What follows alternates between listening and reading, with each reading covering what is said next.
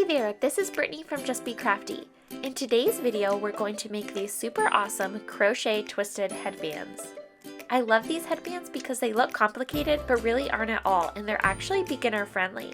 These headbands are really stylish and I think would make a really great gift idea for any woman in your life, ranging from child to adult. This tutorial is geared for moderate beginners and higher and assumes you already know the following skills: chaining and half double crochet. That's it. Once you've mastered those two skills, I'm confident you can tackle this pattern. A complete list of materials can be found in the description box below. Also, links to the written pattern can be found in the description box as well. You can view the pattern for free on my blog or purchase the ad-free printer-ready PDF version in my Etsy shop. Before we get started, I want to take the time to invite you to subscribe to my channel if you haven't already, and to hit the bell so that you never miss a new tutorial. I post new patterns on Tuesdays and new stitch techniques on Fridays, so you definitely don't want to miss out. And now, with all that out of the way, let's go ahead and get started.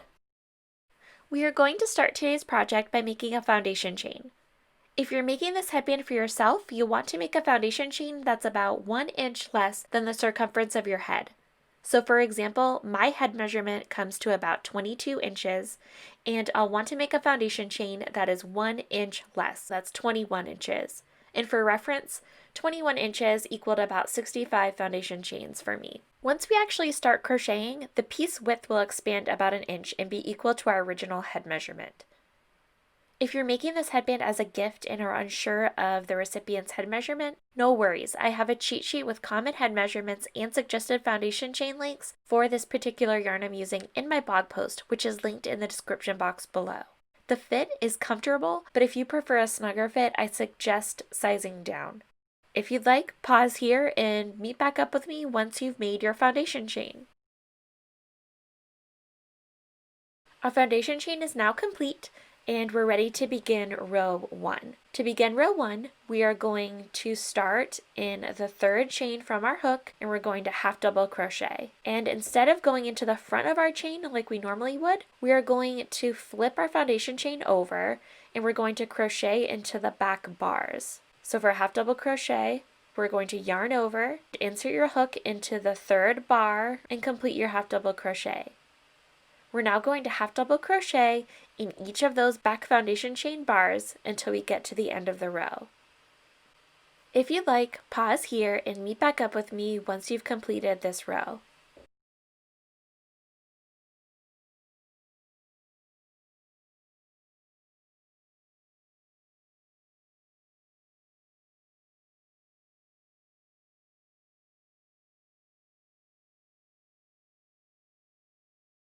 I'm almost to the end of row 1. I just have a few more stitches to complete.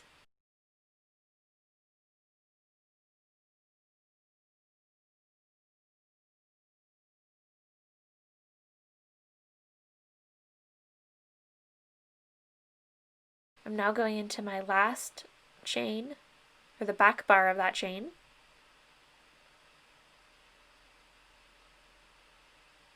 And there we go, row 1 is done. So now we're ready to turn our work.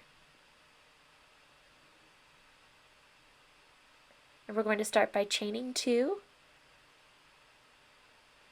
And we're going to half double crochet into the back loop only across the row. If you turn your foundation chain, rotate it a little bit, you can see there's like a little braid that runs across the top, and you want to go into the back part of that braid. Insert your hook there and complete your half double crochet.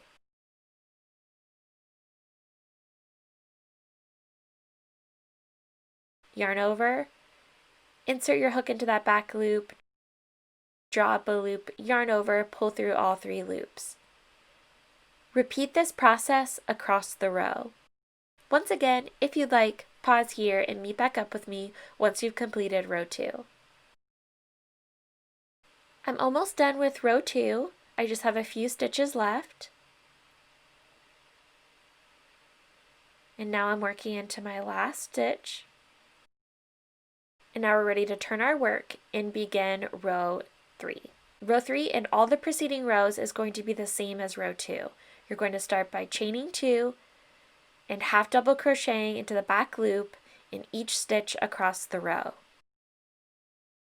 Keep repeating this process until you've crocheted a total of 11 rows.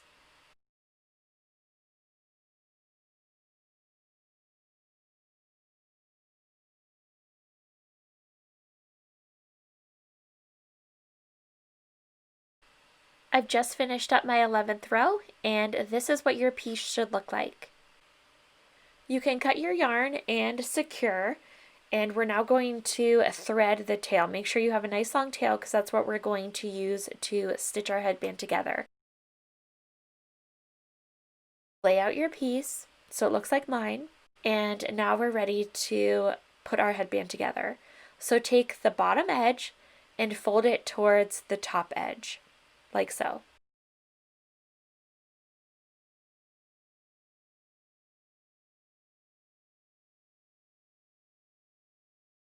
You're going to now take your two ends and fold them in towards the center. You're going to twist one of your ends, just like I'm demonstrating in the video.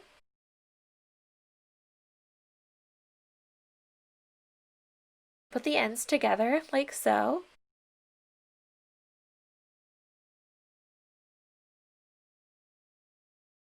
And kind of try to line up your stitches as best you can. It doesn't have to be perfect.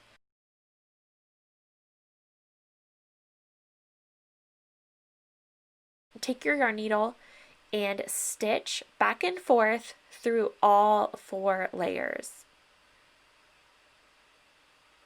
So that's all I'm doing. I'm just stitching back and forth, making sure that I'm catching all 4 layers.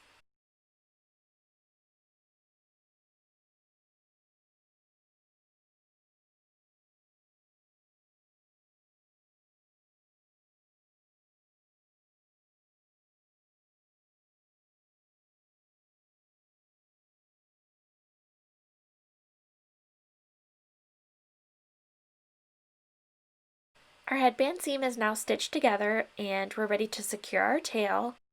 I'm just going to insert my needle into a stitch and just kind of knot that tail to secure it.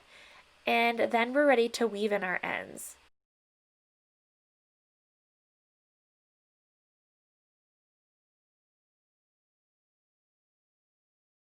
And now I'm going to take my yarn needle and I'm just going to insert it into the stitches. I'm going to go back and forth and just make sure that that tail is sufficiently weaved in and hidden.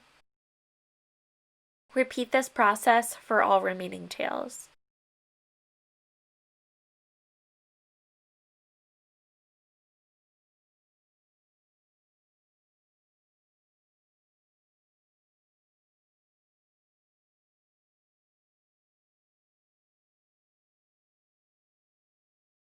I've sufficiently weaved in my ends and clipped my tails, and now we're ready to turn our headband right side out, and this is what you should end up with. I love the simplicity of this and how it looks really complicated when it's actually not.